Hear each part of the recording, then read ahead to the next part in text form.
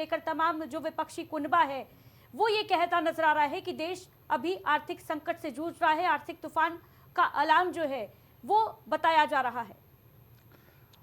देखिए, अब ये जाहिर सी बात है, कुछ महंगाई तो बढ़ी है, इससे बिल्कुल इनकार नहीं किया जा सकता।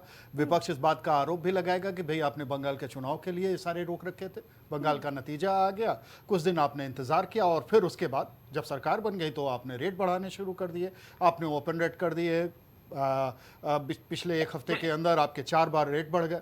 बिल्कुल, ये इससे इनकार नहीं है, लेकिन क्या हम इससे इनकार कर सकते हैं कि जो हॉर्मोज स्ट्रेट के बंद होने के बाद जो इम्पैक्ट आना था वो इतनी देर से आता, पहले आ जाता, आ रहा था।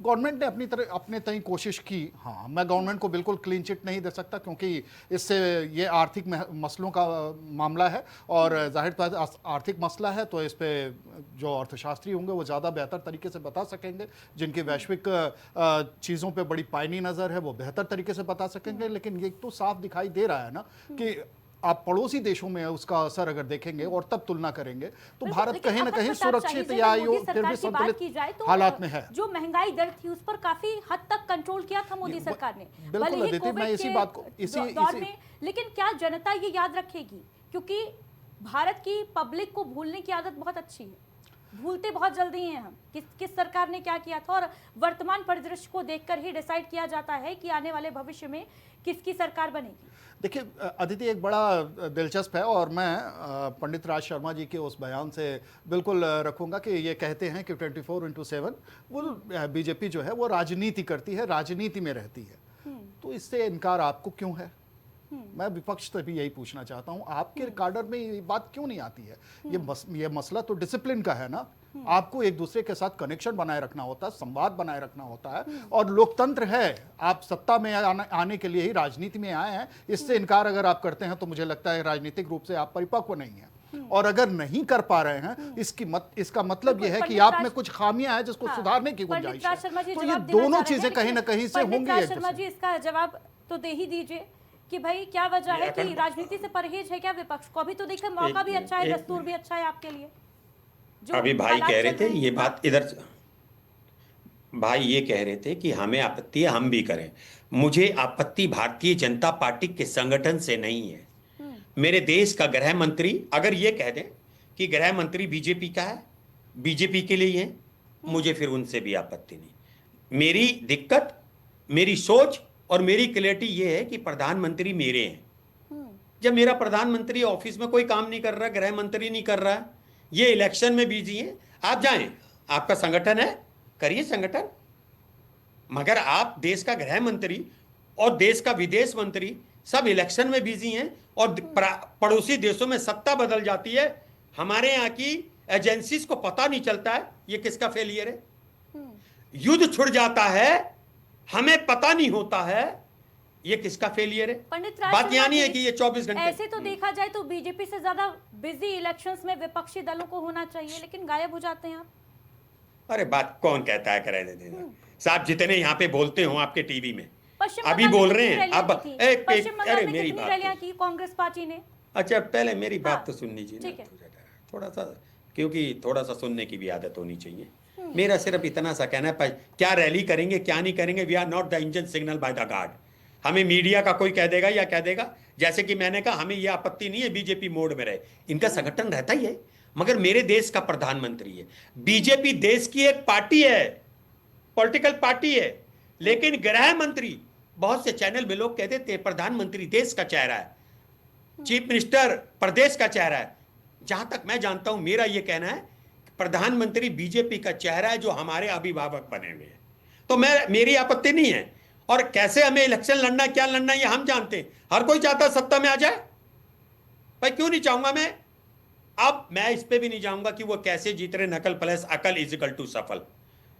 मैं इसमें नहीं जाऊंगा, लेकिन मैं एक बात जरूर कहूंगा कि प्रधानमंत्री और गृह मंत्री जो पोर्टफोलियो में है मिनिस्टर्स, आप मुझे बताइए एक प्रधानमंत्री जी की फोटो कभी ऑफिस की आई साइन करते हुए? क्या गृह मंत्री जी की आई? आप ये बताइए क्या है? जब देश तराई तराई हो रहा है, मंत्री जी हमारे, प्रधानमंत्री जी हमारे देश में, प्रदेश में, विदेश में मेलोडी खिला रहे हैं। सवाल यहाँ जनता ये भी जानना चाहती है कि जैसे आपके चैनल पे मैं बोल रहा हूं, तो मैंने किसी चैनल का नाम लेना चाहिए मुझे एज पर रूल, और एज पर एक मेरी आत्मा के मैं ये कह सकता हूं किसी चैनल में आपको टॉफी खिलानी थी, मेलोडी को पलट देते। आपने मेलोडी पिलाई, पता है आपको मेलोडी का कितना वो शेयर बढ़ गई है सेल। हाँ, आप सुनिए, तो आखिर ये चीजें प्रधानमंत्री जैसे को, देखो प्रधानमंत्री भाई ठीक है, दुनिया के पंडित सबसे राज शर्मा जी, ताकतवर करेक्ट कर दूं देश मैं हैं। आपको, अब हमें करना है। मेलोडी के शेयर हाँ। दरअसल नहीं भागे थे, पार्ले पार्ले इंडस्ट्रीज के शेयर भागे थे। इंडस्ट्रीज के शेयर भागे थे। ना मिलता जुलता बहरहाल था। मेलोडी मैं कुछ अगर जवाब इटली में खिलाई गई तो कांग्रेस पार्टी को भारत में मिर्ची क्यों लग गई भाई? नहीं, इतनी सवाल ये है मेलोडी कि खाओ, जब ये जान जाओ। देखिए, एक तो आदित्य जी, मुझे ऐसे शब्द अच्छे नहीं लगते। ये मिर्ची मुर्ची मुझे अच्छे नहीं लगते। इधर सुन लीजिए, लड़ाई चलिए, अपनी ठीक है, जगह फिर अभी है, मेलोडी शब्द खाइएगा। अपनी जगह। पंडित को राज जवाब शर्मा देना जी, नहीं, मैं नहीं जवाब खाता, देना मैं चाह नहीं रहे हैं खाता। गौरव उपाध्याय जी, ना, ठीक है, मीठे से परहेज। देखिए भाई, पहली बात तो क्या है कि हमारे जो आपका शाही जी हैं और जो आपका शर्मा जी हैं, शर्मा जी दोनों लोगों ने एक ही बात करी कि भारतीय जनता पार्टी चुनाव मोड में रहती है, इसे स्वीकार क्यों नहीं करता विपक्ष, या भारतीय जनता पार्टी की प्रवक्ता भी कई बार स्वीकार नहीं करते। भाई हम स्वीकार करते हैं और मानते हैं, क्यों? क्योंकि देश की सेवा करने के लिए सत्ता में रहना जरूरी है। पश्चिम बंगाल में जो हमने सत्ता में आते ही एक हफ्ते के अंदर शुभेंदु सरकार जी ने कितने बड़े निर्णय लिए कि बीएसएफ के, हमारे आपके सबके सामने वीडियोस हैं कि जो आपका बॉर्डर सिक्योरिटी फोर्स है और जो बांग्लादेशी सिक्योरिटी गार्ड्स हैं, उनके बीच में बहस हो रही है। समझिए वो जमीन नहीं मिल रही थी, लोग यहाँ पे बैठ के कहते थे कि जमीन तो मिल रही, सेंट्रल ले क्यों नहीं पा रही है। अब दिख रहा ना वीडियोस, इसकी बात है। दूसरी बात, भाई आप पूछ रहे हैं कि प्रधानमंत्री मोदी बाहर जा रहे हैं, दौरे कर रहे हैं। भाई प्रधानमंत्री मोदी जी किसी की तरह घूमने नहीं जा रहे हैं। वो जब भी जाते हैं तो प्रॉपर बाकायदा स्टेटमेंट, ज्वाइंट स्टेटमेंट वहां की धरती से जारी होते हैं कि भारत के लिए क्या आपको लेकर किसने आना है। बताया कहाँ क्या जारी होता है? यही फिर कमी है, एक आप- और कमी है। मैं वही पूर्व आपको के कह रहा हूं, प्रधानमंत्री पहले तो जब भी दौरा जियोपॉलिटिक्स करते समझिए, थे, उसे उसके follow बाद करिए, उसके बाद देखिए, अरे नहीं, झूठ मत खाली बोलिए, WhatsApp, झूठ मत Facebook बोलिए। industry से बाहर उसके निकलिए बाद शर्मा जी, भारत एक में बड़ी आके दुनिया प्रेस है। कॉन्फ्रेंस करते अभी थे। नॉर्वे में गए, अभी पूछ रहे थे सवाल कि भाई वहाँ पत्रकार ने क्या किया, तो ज्वाइंट प्रेस कॉन्फ्रेंस नहीं थी, वो तो ब्रीफिंग थी जिसमें सिर्फ बोलते हैं क्या किया गया, कॉन्फ्रेंस में सवाल जवाब होता है। तो भाई आप सुनिए मेरी बात, यूएई के दौरे पे गए थे, वहां से क्या लेकर आए? 30 करोड़ लीटर हमारे देश में उनका कच्चा तेल स्टोर रहेगा, और वो भी बगैर पैसे के, और उस पर पहला अधिकार इमरजेंसी सिचुएशन में इंडिया का होगा। आप समझिए, नरेंद्र मोदी जी जैसे गुजरात में व्यापार उनके खून में बसता है, बगैर पैसे दिए करोड़ों लीटर तेल ले आए, भारत की सुरक्षा के लिए सदैव उपस्थित रहेगा। ये भारत से पहले, भाजपा सरकार आने से पहले, 2014 से पहले कितने दिन का रिजर्व हुआ करता था? अरे हमें हाथ फैलाने पड़ते थे भाई। हमने डिफेंस में इतना बड़ा काम किया है, इतना बड़ा काम किया है कि हम खरीदने से ज्यादा बेचने वाले बन गए। खरीदने से ज्यादा। आपको लखनऊ में अगर आप देखें तो ब्रह्मोस की मिसाइलें बन रही, कॉरिडोर बन रहे हैं। कानपुर में एक छोटी सी फैक्ट्री होती थी, हम यहाँ पे गन्स बना रहे हैं, मिसाइल्स बना रहे हैं, ड्रोन्स बना रहे हैं। आप समझ रहे हैं, एक अस्त्रा करके हमारा वन ड्रोन अभी लॉन्च हुआ जो नेवी के माध्यम से भी अटैक किया गया, वो स्टील फाइटर जेट टेक्नोलॉजी को भी मात दे सकता है। आप समझिए हमारा देश कहाँ प्रगति कर रहा है। हमारे देश में छोटे छोटे स्टार्टअप्स को बढ़ावा दिया गया है। लखनऊ के आसपास ड्रोन्स बन रहे हैं। आप देखिए अपने अगल बगल, व्हाट्सएप फेसबुक से बाहर निकलिए। हमारा देश बहुत काम कर रहा है नरेंद्र मोदी के राज में। मेक इन इंडिया कॉन्सेप्ट के तहत हमको हर छोटे बड़े को आगे बढ़ाना है। छोटे छोटे बच्चे सोलर मैन्युफैक्चरिंग हब बन गए हैं बाराबंकी जैसे जिले में, जो लखनऊ के पास है। सोलर मैन्युफैक्चरिंग हब बन गए। आप समझ रहे हैं, सोलर पैनल हम बना रहे हैं घर के बगल में बैठ के, जो आपकी सरकारों में चाइना से लिया जाता था। हमने उसके अलावा, जैसे भी आपने बात करी कि अभिभावक हैं आपके प्रधानमंत्री मोदी, तो मैं आपसे एक चीज पूछना चाहूंगा कि जो आपके अजय राय जी हैं, जो राशिद अलवी हैं, जो मणिशंकर अय्यर हैं, वो अगर आपके अभिभावक को गाली देंगे तो क्या आप सुनेंगे, बर्दाश्त करेंगे, या पार्टी से निकालेंगे उन्हें? अभी 2 दिन पुरानी घटना बताइए, अजय राय जी गाली बक रहे थे आपके अभिभावक को, क्या जवाब है इसका आपके पास? मेरे पास है कोई जवाब नहीं आपके वो मेरे वो अरे लो, तो छोड़ो फिर। ये देखो यार कैसे, ठीक है, जवाब क्या दीजिए, है, जल्दी से पढ़े जवाब लिखे दीजिए हो नहीं हो पंडित गौरव भाई? राज शर्मा जी। बहरहाल अजय क्या राय, आपकी एजुकेशन क्या अजय है? राय जी ने तो का उसे कोई AI जवाब वीडियो नहीं। बता दिया है। आप भी कुछ ऐसा ही जवाब देंगे मुझे लग रहा है। मैं आप एक बात बरेली कह में रहा हूं। रहते हैं, मैं बरेली के आसपास की चीजें बता देता हूँ बहुत छोटी लाइन में। बरेली से हल्द्वानी का एक एक्सप्रेसवे बना रहे हैं, आपका ट्रेवल टाइम कम हो जाएगा। बरेली के रहने वाले ठीक ना, मेरठ में एक्सप्रेसवे बना दिया गया है, देहरादून एक्सप्रेसवे बना दिया गया है, ठीक है, गंगा एक्सप्रेसवे बना दिया गया है, आपका दिल्ली से ये एक्सप्रेसवे बना दिया गया है। आप समझिए एक्सप्रेसवे का जाल बसाने से, जो आपके छोटे छोटे वन नेशन वन डिस्ट्रिक्ट की जो बात कर रहे थे हमारे शाही जी, हमने छोटे छोटे, पहले क्या होता था और कि कह रहे हो शहर में रिक्शे में आबादी चलो। आती थी, एक रोजगार मिनट। के लिए हमने उन्हें वही रोजगार दे दिया ठीक है। ताकि वो अपने अरे अपने भाई, शहर में रह के, अपने क्या जिलों एहसान में रह कर के रहे हो? देश को आगे बढ़ाए। 3 रुपए किलोमीटर का टोल ले रहे हो, लगभग देश 3 की रुपए प्रगति किलोमीटर में का टोल सबको ले रहे हो। सहयोग देना पड़ेगा। मुफ्त में देश नहीं चलेगा, मुफ्त में देश को नहीं पलने देंगे। ये हम धमकी देश किसी को और गुलाम को नहीं देना, बनने देंगे। ये हम धमकी देश को किसी और को आत्मनिर्भर देना, बनाएंगे। जो ये प्रयास धमकी करेगा, किसी और मोदी को जी ने देना। नारा साफ दिया है, समझे? सबका साथ क्या, हार्ट सबका अटैक हो प्रयास। जाएगा। जो घर बैठेगा ठीक है, और ऐसे राशन जीतोगे, पाएगा, हार्ट अटैक जिंदा हो रहेगा, जाएगा। लेकिन स्वाभिमान से जीने के ये लिए समझ मेहनत लेना, करनी हार्ट पड़ेगी। अटैक हो जाएगा। मोदी जी 16 से 18 घंटे थोड़ा काम सा- करते हैं, थोड़ा सा और शांत राहुल गांधी होके 16 से बोलो। 18 घंटे सोते हैं। कभी मिलने चले जाना। ठीक है, वहां पंडित जाके राज शर्मा जी, अय्याशी कर रहे हैं सब लोग। गलत शब्दों का प्रयोग नहीं, गलत शब्दों का प्रयोग नहीं करिए। आखिरी बार बता रहा हूं, गलत शब्दों का प्रयोग मत करिए। स्टूडियो में होता वहीं पटक देता। गलत शब्दों धमकी का किसी प्रयोग और को मत देना। करिए। पंडित शर्मा जी, गलत धमकी शब्दों का बड़े प्रयोग स्वर में करिए। मत बोलना। ये दिखाता है धमकी बड़े कितनी स्वर में गुलाम मत बोल देना। मानसिकता के कांग्रेस है, हताशा का अरे चेहरा है आप कि अनपढ़। इनके मणिशंकर अय्यर, अरे राशिद अनपढ़ हो, अल्वी अनपढ़। और राहुल गांधी के मानसिक साथ रूप साथ से अजय राय दिवालिया। के साथ आपस में उनके भिड़िए नेता, नहीं। उनके अरे प्रवक्ता बीडीसी भी का इस तरह की अरे वार्ता का बीडीसी का पालन इलेक्शन करते नहीं जीत हैं। सकते आप। ठीक है, अब आप देख लीजिए। बीडीसी का इलेक्शन नहीं जीत सकते गौरव। गलत दबाव में पंडित मत शर्मा लीजिए, जी, गलत बात कर रहे हैं। रिक्वेस्ट है नहीं। भाई, रिक्वेस्ट अरे है, गौरव नाबालिग हो आप। पंडित राज शर्मा जी, नाबालिग मुझसे हो। ड्रिल मत होइए, पर्सनल टारगेट अभी नाबालिग हो आप। अरे चचा बालिग हो गए, 2 बिटियां हैं हमारी, बाल देख लो, सर पे अरे सफेद है, छोड़ो। नहीं दिख रहा कैसे अरे बालिग क्या- बताएं अपने ठीक है। आप को। सफेद हो गए, पंडित- दाढ़ी के सफेद भी हो बाल गए, सफेद हो गए। तब भी शर्मा जी, तजुर्बा अरे नहीं कैसे पता है सीखा। बालिग ठीक है, गौरव उपाध्याय जी, पंडित राज शर्मा भाई जी। आप ही तो समझते हो 2014 के बाद प्लीज देश आगे आजाद म्यूट हुआ। करें जरा। पंडित राज आपके शर्मा जी। राज्य में घुसपैठियों को, ठीक है। आतंकवादियों को इतने आतंकवादी गौरव हमले उपाध्याय क्यों होते थे? आप जवाब देंगे इस बात अरे का? मु- और हमारी मुझे- सरकार हमें ने दूंगा। कैसे लगाम लगा दी? अरे हमारे मैं दे देश का रहा। गृह मंत्री मुझे अमित दो शाह बातें जी देनी धरातल पर उतर के काम कर रहे हैं, इसलिए देश गौरव सुरक्षित उपाध्याय है। जी, मुझे 2 बातों का सरकार जवाब आपकी दे है, दो आप। सवाल ले लीजिए जरा आप अभी मेहनत की मैं बात 2 कर रहे बातें थे, कर- उन तमाम मुझे बताओ। छात्रों का क्या जो मेहनत करते हैं उसका पेपर आदित्य- लीक हो जाते हैं, उस पर जवाब नहीं दीजिएगा आप क्या? बिल्कुल ऐसे सवाल हाँ। पूछिए। देखिए क्या है रहा है, वो अगर मेहनत किसी- जो है देखिए उसका हमारे कोई इम्पोर्टेंस नहीं है क्या? नहीं, बिल्कुल हमारे यहाँ पे गलतियां इंसानों से हो रही हैं और चूक अब किस जगह पे कौन भ्रष्टाचार कर रहा है, कौन, भाई देखिए सीधी सी बात समझिए, राज्य किसी का भी हो, किसी की भी सरकार हो, गलतियां इंसान से हो रही हैं। जो आतंकवादी हैं वो अपनी सोच को पाल रहे हैं, उसी तरीके से जो करप्ट लोग हैं, जो अपराध करना चाह रहे हैं, उन पहले अपराधियों को खुली छूट थी, उसके बाद वो छूट जाते थे पैसे देकर। हमारी सरकार में ऐसा नहीं है, जो जवाबदेही है वो है।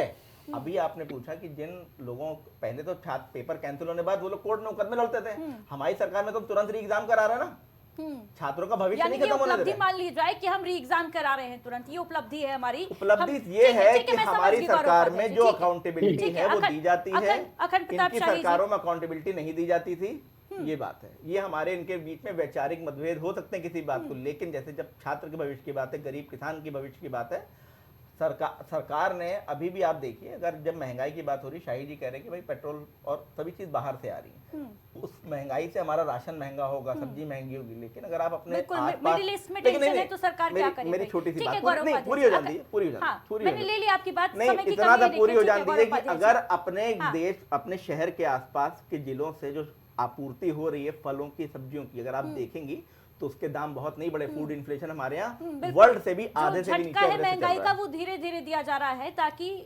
लोगों को भी लगे कि हाँ नॉर्मलाइज है, नॉर्मलाइज प्रोसेस है। अखंड प्रताप हमने शाही जी, ईवी पे ठीक सब्सिडी है, दी, आगे ठीक लेकर है, आए, ठीक है, सोलर गौरव पैनल जी। में पीएम सूर्यघर योजना ठीक लेकर है, आए, उपलब्धियां- देश का उपलब्धियां हर जान ली घर देश अब में। बिजली बना रहा है और उपलब्धियां- देश के विकास में उपलब्धियां सहयोग सुन कर ली रहा हमने, है। ठीक है। अखंड प्रताप शाही जी, क्या लगता है आने वाले दिनों में क्या विपक्ष को एक बहुत बड़ा मुद्दा महंगाई और बेरोजगारी का मिल सकता है, और क्या विपक्ष इस पर काम करता हुआ नजर आएगा, या फिर यही जो सियासत ट्रेंड कर रही है विपक्ष की, केवल ट्वीट कर देना, पोस्ट कर देना और ऐसे ही सिलसिला आगे बढ़ता रहेगा? क्या मोदी सरकार के ये 12 साल वाकई कमाल हैं, और अगर हैं तो क्या 29 में एक बार फिर से जीत की हैट्रिक लगाएगी भारतीय जनता पार्टी, और 27 के चुनाव भी करीब हैं? क्या लगता है कितना फायदा मिलेगा इससे? अदिति, 3-4 सवाल एक साथ जुड़ रहे हैं, लेकिन जवाब मैं एक एक करके देना चाहूँ तो ज़्यादा अच्छा रहेगा। पहला जवाब ये कि क्या विपक्ष घेरने में सरकार को कामयाब रहेगा या वाकई में उसके लिए कोशिश कर रहा है? तो पहली चीज़ यही है कि विपक्ष एकजुट कोशिश कर रहा है या नहीं। कोशिश करना, अपने तय उठना, ट्विटर पे सवाल खड़े कर देना, सड़क पे एक पार्टी के लोग निकले, थोड़ी देर के लिए गिनती की तादाद में निकले, थोड़ा सा धरना प्रदर्शन किया, फोटो खिंचाई, वीडियो बने, वायरल हुए और फिर काम खत्म, चले गए। टीवी पे आए, बयान दिए, काम खत्म, बात खत्म। ये नहीं होना चाहिए। अगर आपको वाकई में जनतंत्र है और जनता का पूरा समर्थन लेते हुए आपको किसी भी मुद्दे पे सरकार को घेरना हो, तो आपको उस तरीके से लड़ाई लड़नी होगी। विडंबना ये है कि ये 21वीं सदी में जो राजनीति बदली है, उस बदली हुई सोच का भी असर इसको कह सकते हैं, लेकिन सबसे ज़्यादा जो असर आया है वो राजनीतिक पार्टियों की सोच में आया है। संघर्ष की राजनीति नहीं रह गई है, राजनीति संघर्ष का विषय हो गया है। राजनीति में आने के बाद आदमी इस बात पर संघर्ष कर रहा है कि वो किस तरीके से मीडिया में आ जाए, किस तरीके से उसे लोग जान जाएं, किस तरीके से उसकी सोशल मीडिया फॉलोइंग ज़्यादा हो जाए, किस तरीके से लोग उसे रातों रात एक चमत्कार हो जाए और लोग जान जाए। चमत्कार से राजनीति नहीं होती है, संघर्ष से राजनीति होती है। राजनीति में संघर्ष अगर आप खत्म कर देंगे तो आप राजनीति नहीं कर पाएंगे। प्रॉब्लम यही है, एकजुटता नहीं है। विपक्ष की बात, इंडी गठबंधन जो कि 2024 में सत्ता में मतलब पूर्ण बहुमत के साथ बीजेपी को आने से रोकने में कामयाब हो गया था, वो एकजुटता कहाँ चली गई कुछ ही दिनों बाद। आज खेमे अलग अलग हैं, एक साथ बैठने की बात होती है। तमिलनाडु का चुनाव आया, रिजल्ट आया, तमिलनाडु में विजय की सरकार बन गई, एक्टर विजय की सरकार बन गई।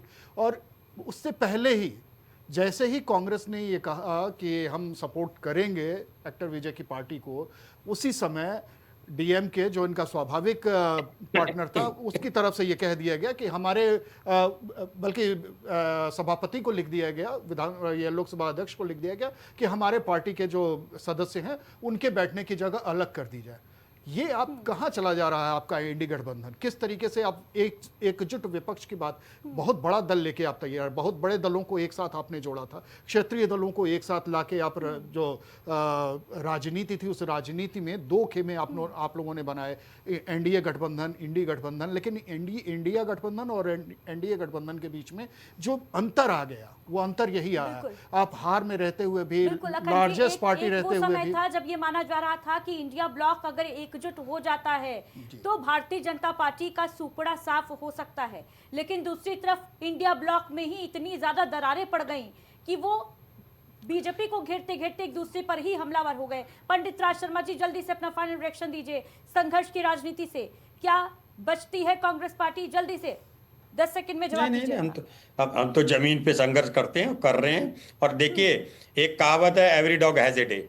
आज अभी इस वक्त इसमें दो राय नहीं, चाहे कैसे जीत रही ये मैं इसमें नहीं जाता, लेकिन भारतीय जनता पार्टी, क्योंकि इनके पास काम का कोई नाम नहीं है, इन्हें जब आना है, जब ये किसी मौलवी को दे देंगे पैसे, कुछ कहलवा देंगे। अच्छा, हम लोग इमोशनल लोग हैं, इसलिए ये जीत जाते हैं। अगर ये मंदिर मस्जिद पाकिस्तान ये बातें ना करें तो कोई जीतने की नहीं। हम तो साथ थे इनके संग, ऑपरेशन सिंदूर चला था, पूरा विपक्ष साथ था कि जो चाहे सरकार करे, सरकार इंडिपेंडेंट डिसीजन ले, है ना। हम सारे लोग, पार्टी लोग उनके संग, मगर नहीं ले पाए, तो इसमें कुछ नहीं है। संघर्ष हर कोई पार्टी करता है, और लेकिन संघर्ष के संग मेरे तो नेता कहते हैं कि मुझे पहले देश के लोगों की, जनता की, गरीब जनता की, किसान की, शिक्षकों की चिंता है। आप बता दीजिए, अभी गौरव उपाध्याय कह रहे थे कि विदेश जाते, काम करने जाते हैं। यार, एक आके पहले प्रधानमंत्री को चलन था कि यहाँ पे प्रेस कॉन्फ्रेंस करते थे भारत में आके। पंडित राज शर्मा जी, बहुत बहुत शुक्रिया आप सभी खास एक लाइन में पंडित राज शर्मा जी ने कहा था ना, तो उनके सवाल का जवाब देते हैं। भैया, उस समय सीएम फारूक अब्दुल्ला की सरकार थी, केंद्र में थे वीपी सिंह, जिन्होंने मंडल कमीशन लागू किया।